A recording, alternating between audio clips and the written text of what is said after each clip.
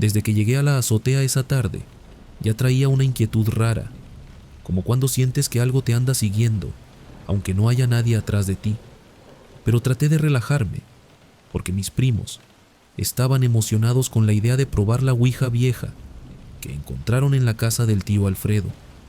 La habían llevado envuelta en una playera, como si fuera algo delicado, y yo pensé que la iban a sacar para presumirla nada más, pero desde que la pusieron sobre las losetas, supe que aquello no iba a terminar bien, porque no se miraba como un juguete viejo, sino como un tablero que había visto demasiadas manos y demasiadas noches pesadas. Mi primo Toño la acomodó en medio de un espacio despejado y dijo que era buena idea sentarnos alrededor, y aunque quise decir que mejor lo dejáramos para otro día, la curiosidad pudo más que la prudencia. Me senté enfrente del lado que tenía las letras más desgastadas, mientras mis primas se acomodaban a mi izquierda y Toño a mi derecha, preparando el vaso de plástico que usaríamos como indicador. El sol ya casi se escondía detrás de los edificios, y la azotea tenía esa luz anaranjada que hace ver todo más silencioso, como si el barrio estuviera aguantando la respiración para ver qué íbamos a hacer. Toño dijo que solo era para calar si de verdad funcionaba, que había escuchado historias pero nunca lo había intentado, y que tampoco era para ponerse tensos. Yo traté de hacerle caso, pero cuando puso el vaso en la parte de arriba del tablero y dijo que pusiéramos las yemas de los dedos, sentí el corazón acelerarse como cuando te toca hablar enfrente de toda la escuela sin estar preparado. Aún así extendí la mano, y mis dedos rozaron los de ellos mientras el vaso permanecía quieto, tan ligero que pensé que en cualquier momento se iba a deslizar solo por el polvo de la superficie. Toño preguntó si había alguien que quisiera hablar. No escuchamos nada, no se movió nada, solo el viento suave, una moto pasando en la calle y el ruido de unos trastes en el departamento de abajo. Mi prima dijo que quizá había que intentarlo otra vez. Toño repitió la pregunta, esta vez un poco más serio, y el vaso se quedó quieto unos segundos, que parecieron demasiado largos. Cuando el vaso avanzó hacia la letra S, lo primero que pensé fue que alguno estaba jugando chueco, pero el movimiento venía parejo y suave, casi imperceptible, como si estuviera resbalando en vez de ser empujado. Mi prima tragó saliva, Toño abrió los ojos y yo empecé a sentir un nudo en la garganta que no sabía si era nervios o miedo del bueno. No dijimos nada, solo lo dejamos avanzar hasta que se detuvo encima de la letra. Pregunté en voz baja qué quería decir eso. Nadie respondió, y aún así sentí que la azotea se quedaba más callada, como si el ruido del barrio hubiera bajado un nivel. Toño preguntó si podía darnos un nombre. El vaso se movió un poquito hacia el centro y luego avanzó hacia la letra M, esta vez con una vibración ligera, como si algo debajo de la superficie le estuviera metiendo presión. Mis primas se quedaron inmóviles. Toño frunció el ceño y yo sentí que la piel de los brazos se me erizaba sin razón. El vaso se detuvo exacto en la M y ahí permaneció, temblando apenas, como cuando una mesa está desnivelada y un vaso se queda vibrando en lo alto. Pero lo raro era que la azotea estaba firme y el tablero también, así que ese temblor no venía del suelo. Nadie habló, nadie se movió, solo lo observamos, esperando que siguiera avanzando para completar algo, pero parecía trabado, aferrado a esa letra como si algo invisible lo mantuviera ahí, sin dejarlo avanzar hacia otra parte. Toño abrió la boca para decir algo, pero en ese mismo instante retiró la mano de golpe, porque sintió, según él, un calor raro en la yema del dedo. En cuanto quitó su dedo, el vaso se desplazó 1 centímetro solo, sin contacto de nadie, un movimiento cortito, pero tan claro que los 4 brincamos hacia atrás. El vaso quedó ligeramente inclinado sobre la letra, y Toño dijo que mejor ya lo guardáramos, que eso ya no se le hacía divertido. Mis primas estuvieron de acuerdo, y yo también, aunque no quería admitir que algo dentro de mí se había quedado tenso, por la forma en que aquel objeto se había movido sin ayuda.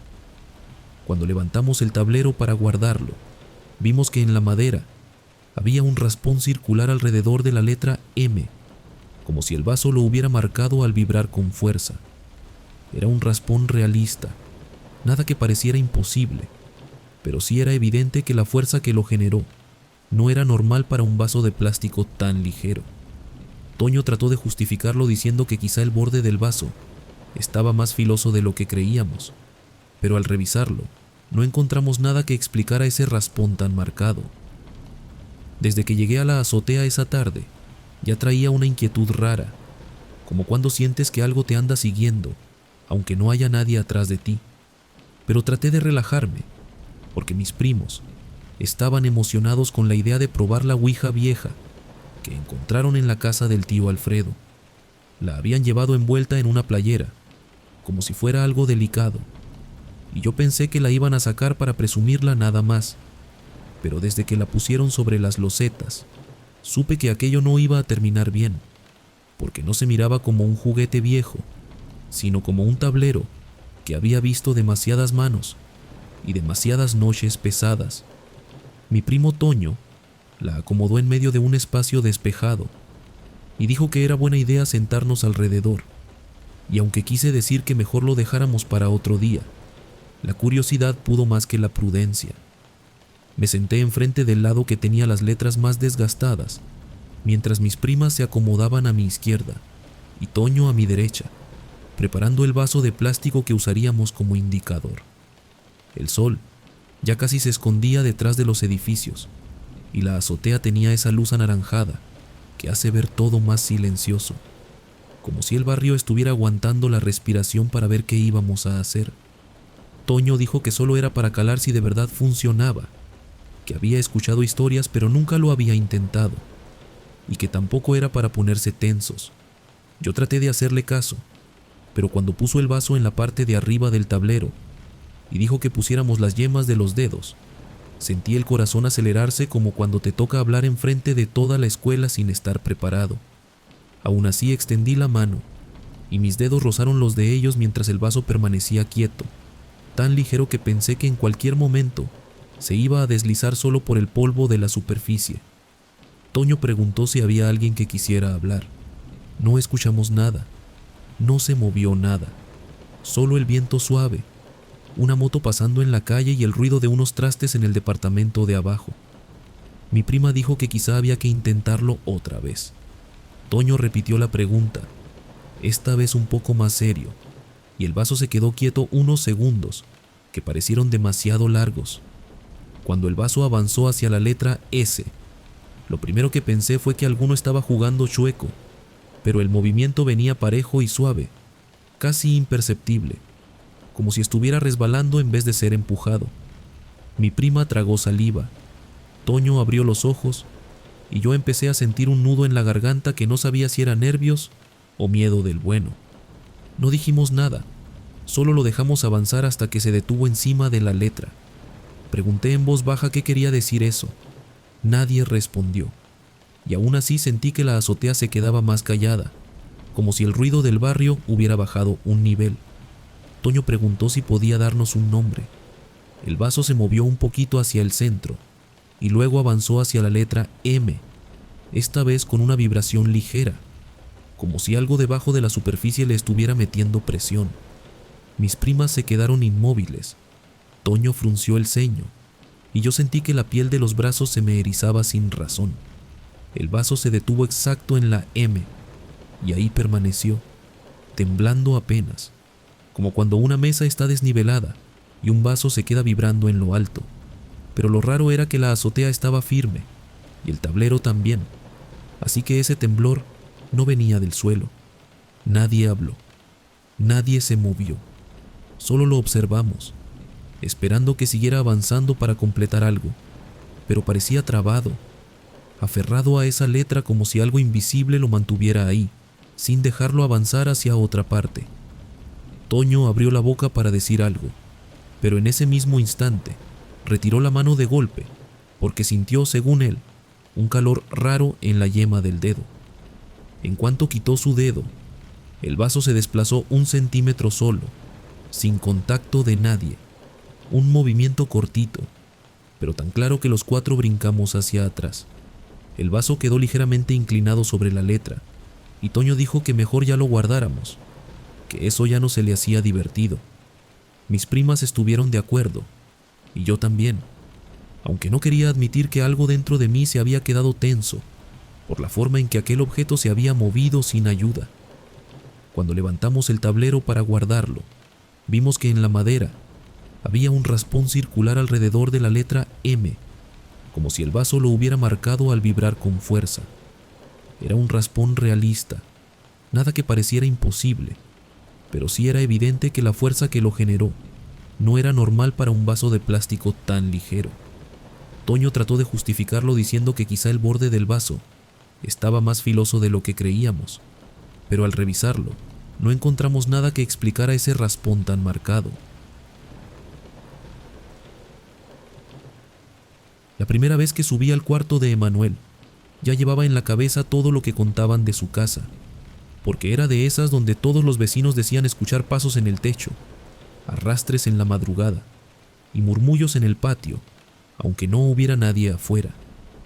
Yo nunca había entrado y no era como que me urgiera a hacerlo, pero esa tarde se le ocurrió invitarnos, porque según él, quería demostrar que no estaba loco y que esos ruidos tenían una explicación. Cuando dijo que también quería jugar Ouija, pensé que estaba bromeando, pero en cuanto lo vi sacar la tabla envuelta en una camisa vieja, supe que hablaba en serio. Éramos 4: Emanuel, su primo Shui, mi compa Fer y yo. La habitación era estrecha, con paredes color crema y un ventilador ruco que parecía estar a punto de rendirse. Aún así, tenía ese silencio incómodo que te hace sentir que cualquier cosa puede pasar sin aviso. Emanuel pidió que nos sentáramos alrededor de la mesa de madera que tenía marcas viejas de humedad. Nos dividimos por lados, como si fuéramos a jugar algo normal, pero todos traíamos esa tensión que no quieres reconocer, porque no quieres quedar como el asustado del grupo. La tabla la colocó en medio, con el planchete encima, un pedazo de plástico transparente que ya se veía raspado por los años. Nos miró con una sonrisa nerviosa y dijo que solo lo haríamos un rato, que no esperaba nada raro, pero que si la tabla respondía sería suficiente para que creyéramos lo de los pasos. Pusimos los dedos en el planchet, apenas tocándolo, como si eso nos protegiera de lo que pudiera pasar. Emanuel preguntó si había alguien ahí, y durante unos segundos no ocurrió nada, ni un sonido, ni un movimiento. Yo estaba a punto de decir que mejor lo guardáramos cuando el planchet se deslizó hacia la letra H, tan suave que no parecía empujado por ninguno de nosotros. Nos miramos entre todos, pero nadie se rió. Nadie hizo gesto de estar jugando. Emanuel preguntó qué quería decir esa letra. El planchet se movió hacia el centro y luego avanzó directo hacia la letra A. Sentí un pequeño escalofrío en la espalda, de esos que llegan cuando algo no cuadra. Chuy murmuró que tal vez estaba diciendo ja, pero cuando el planchet se movió hacia la Z, todos se quedaron callados como si algo hubiera cambiado de golpe. La pieza se detuvo en seco sobre la Z, sin avanzar a ningún lado más. Pensé que iba a seguir formando alguna palabra, o que comenzaría a moverse lento hacia otra letra, pero ahí se quedó, como pegada. Fer levantó la vista y dijo que no sentía que nadie la estuviera empujando.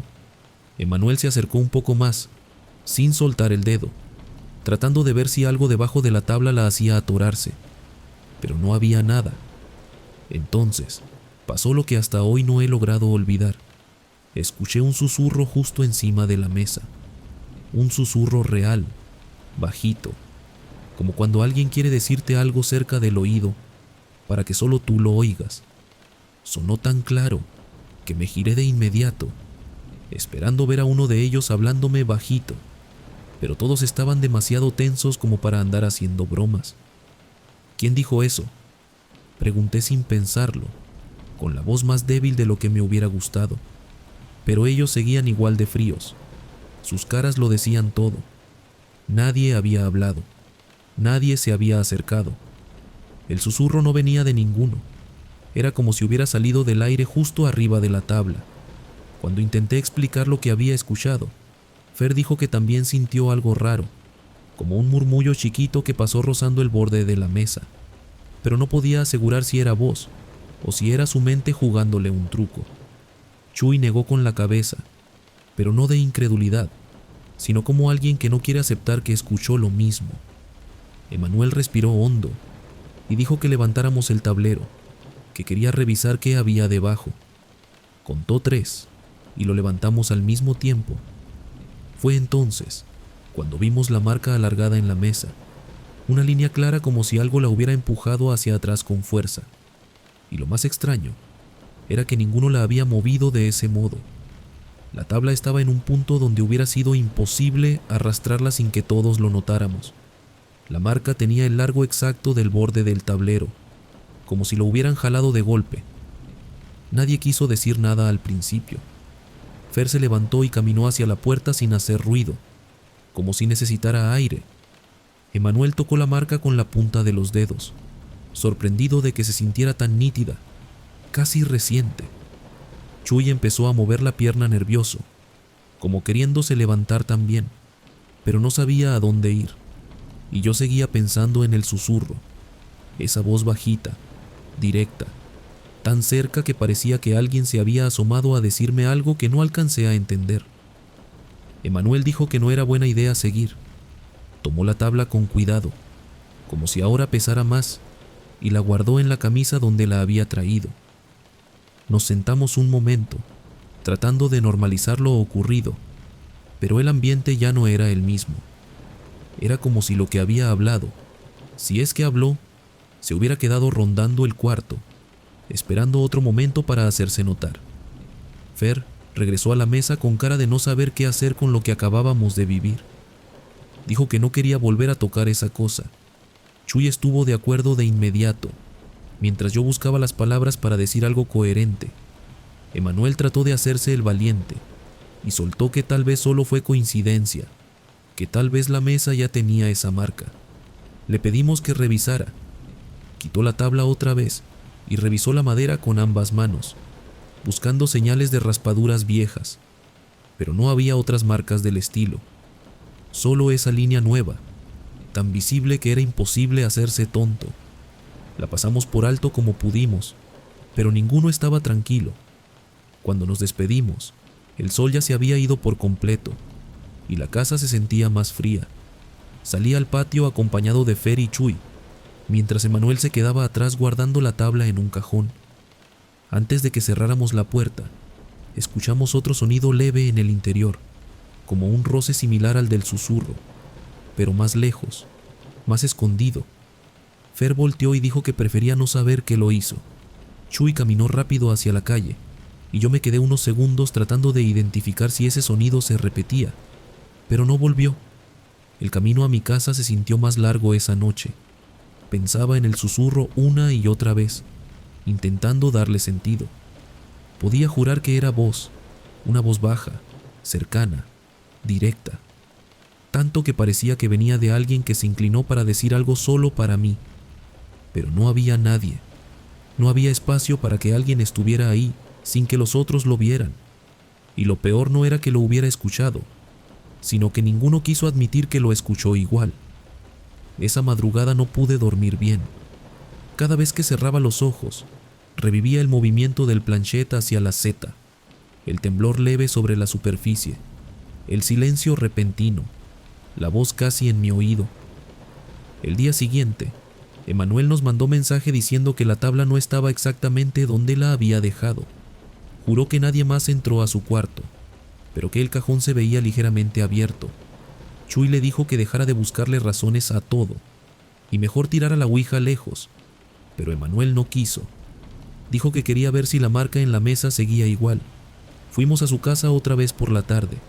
La marca estaba ahí, idéntica, como si hubiera sido hecha apenas unos minutos antes. Ninguno quiso quedarse más tiempo. Cuando salimos del cuarto, se escuchó un murmullo suave detrás, como si alguien hubiera respirado contra la madera, pero ninguno se animó a regresar a revisar, y hasta hoy nadie quiere admitir que sí escuchó lo mismo, aunque nos haya seguido acompañando desde esa noche. Desde que entré a la casa de mi primo esa tarde, ya traía una sensación incómoda, que no supe explicar bien. No era miedo, pero sí algo que me mantenía alerta. como cuando el ambiente se siente raro sin motivo. Él estaba emocionado porque sus papás llegarían tarde y quería enseñarme una ouija que había encontrado entre unas cajas viejas en la bodega. La tabla era de madera delgada, un poco descolorida, pero no parecía tan dañada. Aún así, tenía esa apariencia de cosa guardada demasiado tiempo, como si hubiera presenciado conversaciones que nadie se atrevería a repetir. Me preguntó si me animaba a intentar algo rápido, antes de que diera más tarde. Dudé un momento, pero terminé aceptando porque pensé que solo sería una prueba que se quedaría en anécdota. Nos sentamos en la sala, con la televisión apagada y la ventana medio abierta dejando entrar el aire caliente de Mexicali. Afuera, apenas pasaban carros, y se oían algunos perros a lo lejos, pero adentro todo estaba demasiado callado. Mi primo puso la tabla en la mesa de centro y colocó un vaso viejo como indicador. Lo giró un poco, como revisando que no tuviera bordes afilados que pudieran marcar la madera, y luego me dijo que pusiera los dedos encima. Lo hice sin tanta convicción, pensando que el vaso no se movería ni un milímetro, pero desde el primer toque sentí que el silencio se hacía más pesado, como si la casa entendiera que íbamos a probar algo que no debía tomarse a la ligera. Mi primo preguntó quién estaba ahí. El vaso no respondió al principio, así que pensé que eso era todo, pero después de unos segundos, avanzó hacia la letra R, con un movimiento lento y suave que me hizo levantar la vista hacia mi primo, para asegurarme de que no la estuviera empujando. Él me miraba igual, con la duda pintada en la cara, como si estuviera pensando exactamente lo mismo de mí. Permanecimos en silencio, esperando que siguiera. El vaso se movió otra vez, marcando la letra A.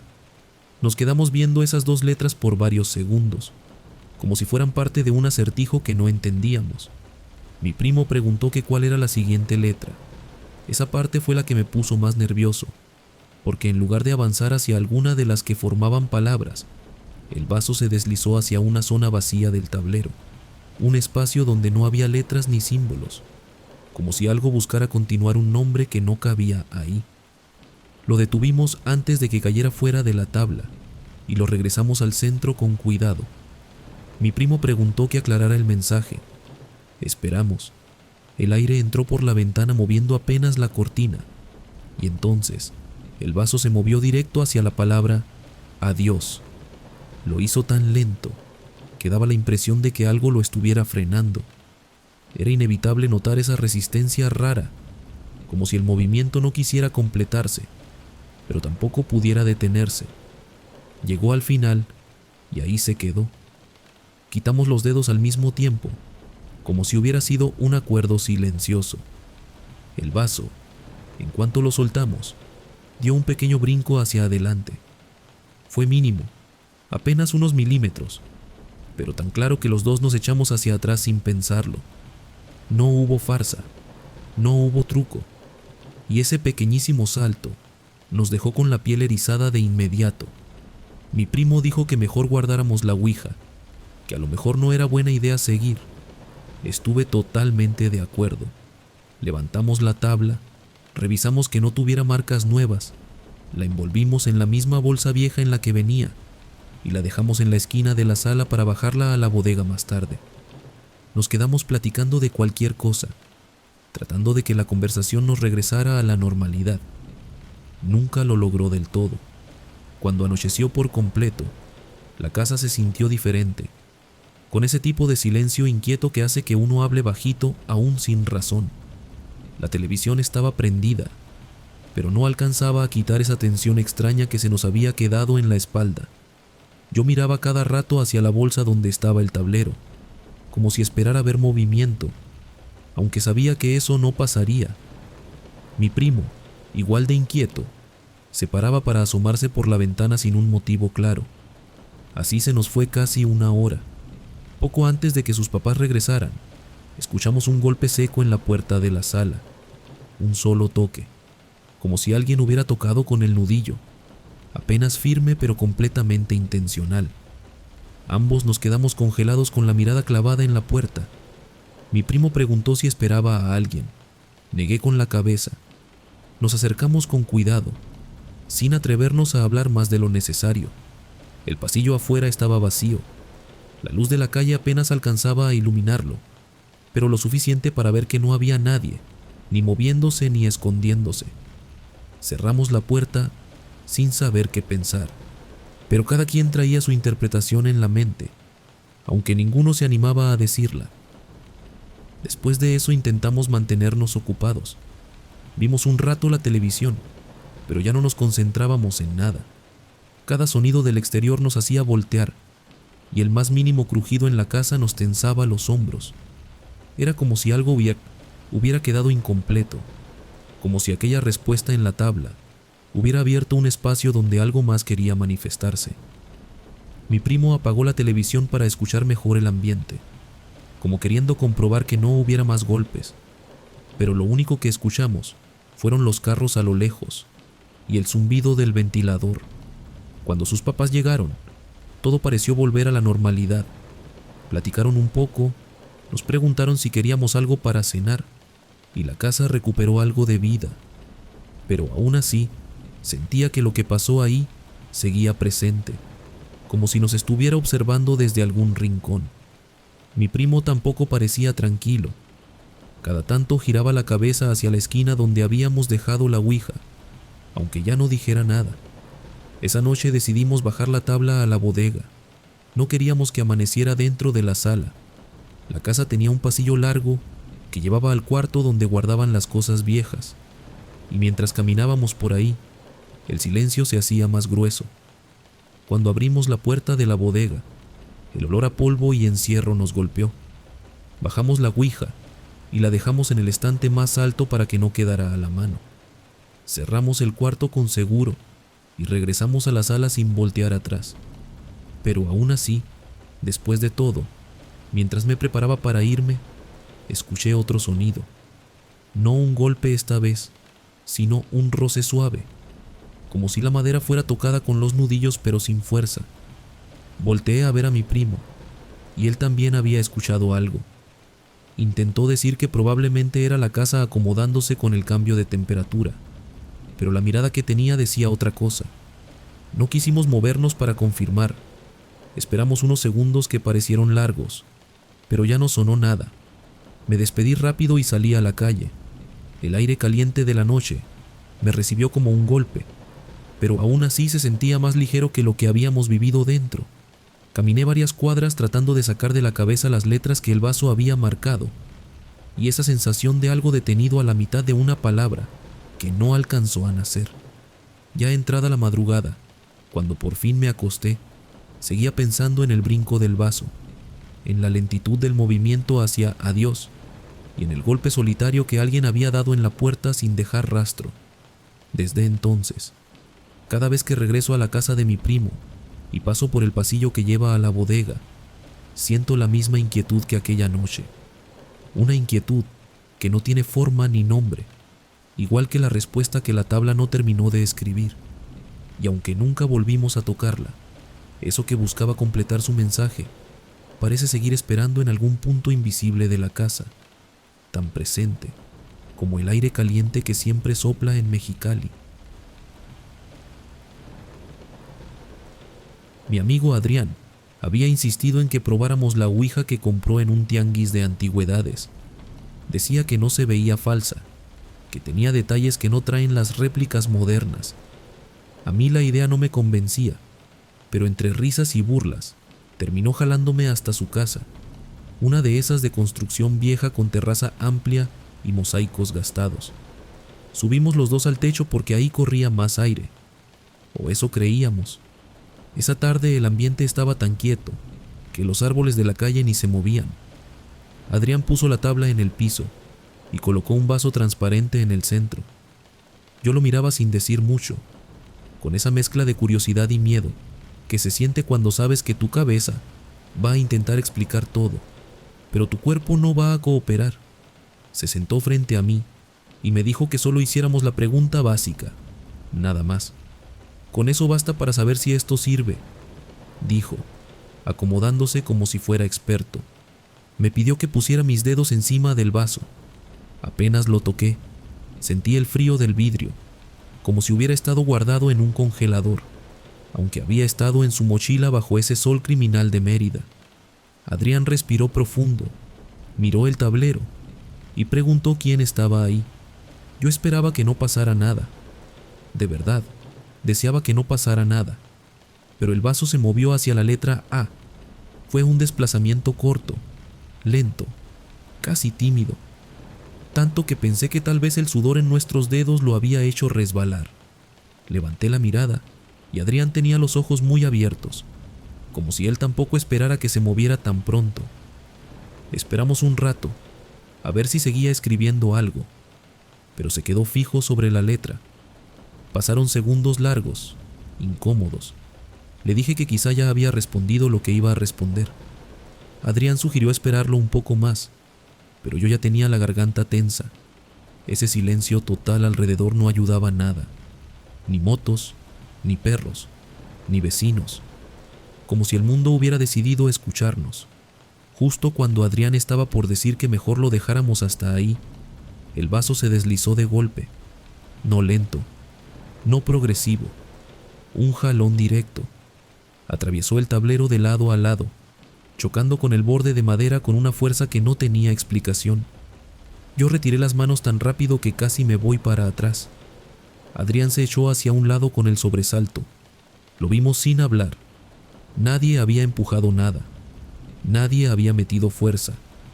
Y lo peor, ese movimiento no parecía humano. No parecía algo que nuestros dedos hubieran hecho por accidente. Fue un desplazamiento completamente decidido, directo, casi agresivo. El vaso quedó recargado en el borde del tablero, vibrando apenas, como si el impacto lo hubiera dejado inestable. Adrián acercó la cara para revisarlo sin tocarlo, y notó una línea larga de polvo que quedaba detrás, como un rastro. No era una ilusión. Se veía clarito el camino que había dibujado sobre los mosaicos de la terraza. No entendíamos de dónde había salido tanta suciedad, si la zona estaba barrida. A mí me dio la impresión de que algo lo había impulsado con una fuerza que literalmente arrastró la mugre que no se veía a simple vista. Le dije que ya mejor guardáramos eso. Adrián tragó saliva y asintió, pero por alguna razón, antes de hacerlo quiso confirmar si el movimiento se podía repetir. Le respondí que no era buena idea. No hubo caso. Acomodó el vaso en el centro otra vez. Puso sus dedos. Me pidió que hiciera lo mismo. Yo dudé, pero terminé aceptando porque lo conozco. Si me negaba, iba a hacerlo él solo. Repetimos la pregunta. Nada. El vaso parecía muerto. Ni un temblor, ni un avance. Mis nervios empezaron a bajar un poco. Adrián se acomodó para decir que ya lo había intentado suficiente, cuando el vaso, otra vez sin aviso, se deslizó hacia arriba, directo hacia el borde superior del tablero. No pasó por ninguna letra. Cruzó la zona como si buscara salirse de ella por completo. Esa intención fue lo que más me perturbó. Ese movimiento no era de un indicador buscando responder, era de algo intentando irse. El vaso se detuvo justo antes de caerse del borde. Adrián retiró las manos. Yo también. Permanecimos ahí, sentados frente al tablero, sin atrevernos a hablar. Yo escuchaba mis propias respiraciones, rápidas, cortadas. Adrián tenía el pecho subiendo y bajando con fuerza, y me miraba con esa expresión de «ya no sé qué hacer». Lo levantó del piso con cuidado, como si tocar la tabla con brusquedad pudiera provocar otro movimiento. Lo envolvió en una toalla que tenía por ahí. Guardó el vaso aparte. Me dijo que hasta ahí llegábamos, y yo pensé que si proponía hacerlo de nuevo, me iba a ir de la casa sin despedirme. Antes de bajar de la terraza, notamos algo más. Donde el vaso se había detenido por primera vez, el mosaico mostraba la marca del polvo barrido, pero la segunda línea era distinta. Tenía un corte irregular, como si el vaso hubiera cambiado de velocidad en pleno trayecto. Eso no cabía en ninguna explicación lógica. Un vaso impulsado por nuestras manos no habría dejado un rastro tan definido, tan limpio. Entramos a la casa sin voltear hacia la terraza. Adrián bajó la tabla a su cuarto y la escondió entre dos cajas. Yo me senté en el sofá mientras él iba por agua. Me temblaban las piernas. Aunque él no me lo dijo en ese momento, yo sabía que también estaba igual. Regresó y me pasó un vaso. Me quedé mirándolo largo rato, recordando cómo ese mismo objeto había cruzado el tablero sin que lo tocáramos. Me costó trabajo agarrarlo. Mientras platicábamos para distraernos, escuchamos un golpecito débil en la parte alta de la pared, casi como un toque suave, lejano, sin dirección clara. Los dos nos callamos de inmediato. Adrián levantó la vista. Yo también. No se repitió, pero ese sonido fue suficiente para ponernos tensos otra vez, como si la terraza estuviera recordándonos lo que habíamos hecho ahí arriba. Me fui de su casa antes de que oscureciera porque no quería estar ahí cuando cayera la noche. Él me acompañó a la puerta y antes de que me fuera, me dijo que probablemente botaría la tabla al día siguiente. No supe si lo dijo en serio o solo para tranquilizarse. Ese tipo de cosas no se deshacen tan fácil, no porque sean mágicas, sino porque lo que provocan se queda dando vueltas en la cabeza como un hilo suelto que no sabes cómo cortar. En la noche, mientras intentaba dormir, recordé la fuerza del movimiento. No era el típico deslizamiento lento que todos describen. No era la vibración suave de dedos temblorosos. Era un tirón decidido, como de alguien que ya sabía exactamente hacia dónde quería moverlo. Y la segunda vez, ese deslizamiento hacia el borde, buscando la salida, eso fue lo que terminó de inquietarme. Al día siguiente Adrián me llamó. No tiró la tabla. No pudo. Dijo que al intentar sacarla de entre las cajas sintió que pesaba más, aunque era la misma. La guardó de nuevo, pero aseguró que la próxima semana la sacaría de su casa. Nunca lo hizo. Desde 2018 no volvimos a jugar nada relacionado con Ouija. Y aunque han pasado años, cada vez que regreso a su casa, evito mirar la terraza. Porque no importa cuánto tiempo haya pasado, el recuerdo de ese movimiento rápido, violento, inexplicable, sigue ahí. Como si todavía pudiera repetirse si alguien se atreve a hacer la pregunta correcta. Nunca había tenido tantas dudas antes de sentarme frente a una tabla de Ouija, pero esa tarde sentí una incomodidad especial. No era miedo, era una especie de alerta que no supe explicar. Mi amigo Ricardo insistió tanto en que lo hiciéramos que terminé aceptando a regañadientes, más por no verme exagerado que por gusto. El patio de la casa de Emanuel era amplio, con un techo de lámina a un lado, que tronaba de vez en cuando por el calor de San Luis Potosí. Había sombra suficiente para que no nos estorbara el sol, y una brisita leve que ayudaba a soportar la tarde. Éramos tres: Ricardo, Emanuel y yo. La tabla la puso Emanuel sobre una mesa de plástico que cojeaba un poquito. Él la estabilizó con una piedrita en una de las patas, y luego trajo el vaso que usaríamos como indicador.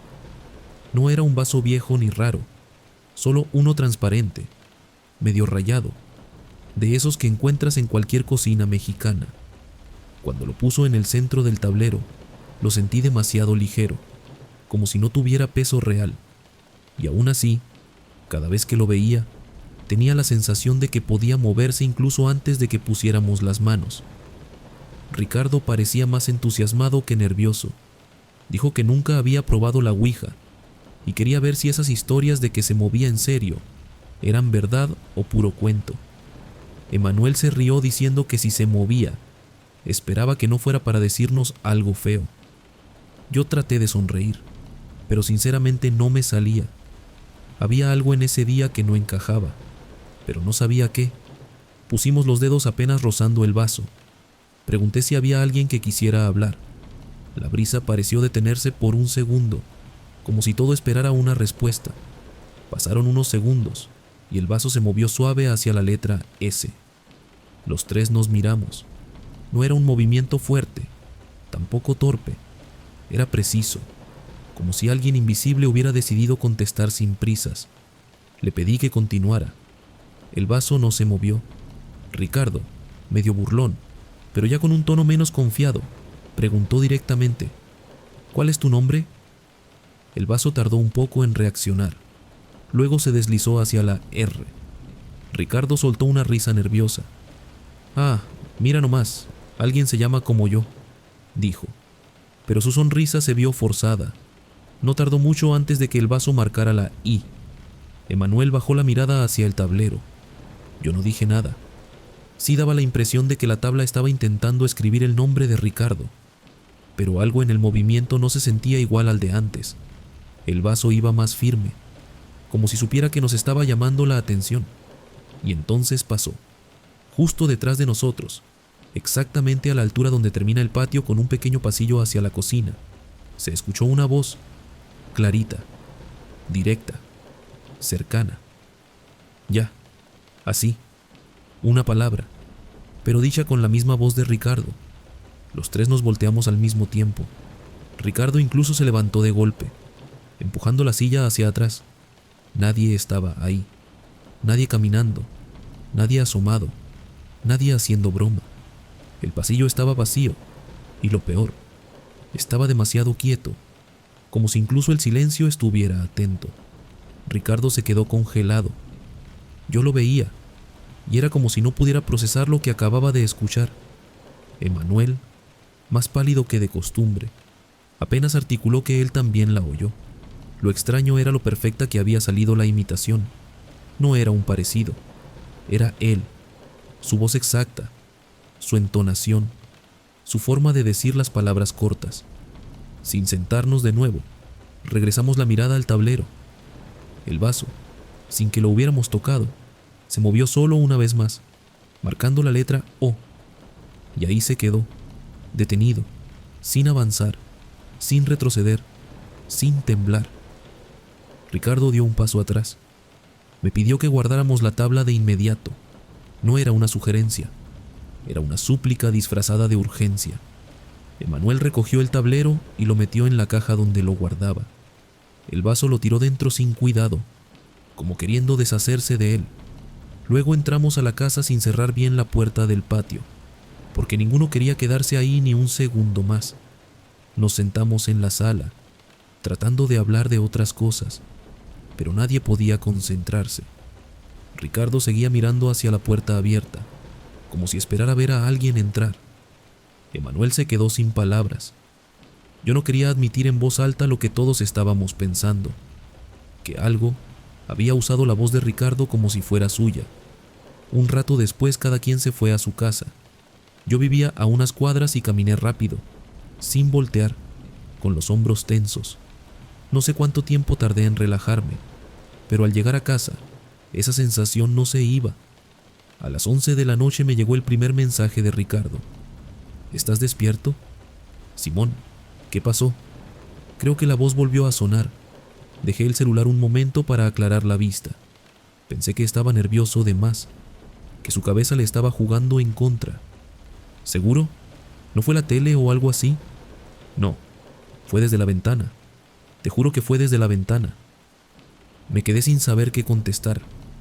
La casa de Ricardo tiene esa ventana que da al patio, y cualquier sonido ahí se escucha directo al cuarto. Me imaginé el silencio de la noche en San Luis, ese ambiente donde cualquier ruidito destaca más de lo normal. Pero antes de escribirle algo para tranquilizarlo, llegó su siguiente mensaje. Dijo mi nombre, como si me hablara a mí, igualito que yo. Sentí el estómago apretarse. Podría haber sido cualquier cosa, un reflejo auditivo, una confusión, pero no sonaba a eso. Sonaba a que la imitadora, la cosa que habló detrás de nosotros, no había terminado. ¿Qué decía exactamente?, pregunté. Dijo Ricardo, pero con mi tono, igualito, y lo repitió como 3 veces, bajito, como si quisiera que yo fuera a ver. No sabía cómo decirle que no fuera hacia la ventana, que mejor se quedara quieto, que no respondiera, que no mirara afuera, pero él ya estaba demasiado metido en ese estado donde uno quiere confirmar lo que escuchó, aunque sabe que va a empeorar la cosa. No te acerques, le escribí. Ya lo hice. Tardó 1 minuto en contestar después de eso. Ese minuto se sintió eterno. Cuando por fin llegó el mensaje, no me gustó nada leerlo. No había nadie. pero seguí escuchándola aunque ya no estaba junto a la ventana. Se escuchó adentro. Quise convencerlo de que se calmara, que revisara su casa completa, que quizá alguien quiso asustarlo. Pero ni él era el tipo de imaginarse voces, ni esa imitación podía explicarse con algo cotidiano. Me llamó después, con voz tensa, preguntándome si yo también había escuchado que la ouija intentaba escribir R-I-O. No lo había pensado así en ese momento, pero tenía sentido. R-I-O, como si hubiera estado jugando con su nombre desde el principio. Esa noche Ricardo casi no durmió. Me dijo que la última vez que escuchó su propia voz repetirse fue cerca de las 3 de la mañana, pero esta vez fue distinta. Ya no sonaba como un llamado, sonaba como una respuesta que no alcanzábamos a entender. Los días siguientes evitamos hablar del tema, pero las miradas entre nosotros lo decían todo. Emanuel decidió deshacerse de la tabla, pero nunca nos dijo cómo ni dónde, y aunque intentamos seguir con nuestras vidas, aún hoy, después de tantos años, Ricardo asegura que a veces, cuando está solo, vuelve a escuchar esa imitación perfecta llamarlo desde algún rincón de la casa, como si alguien siguiera intentando escribir su nombre, o terminar lo que empezó en aquel patio,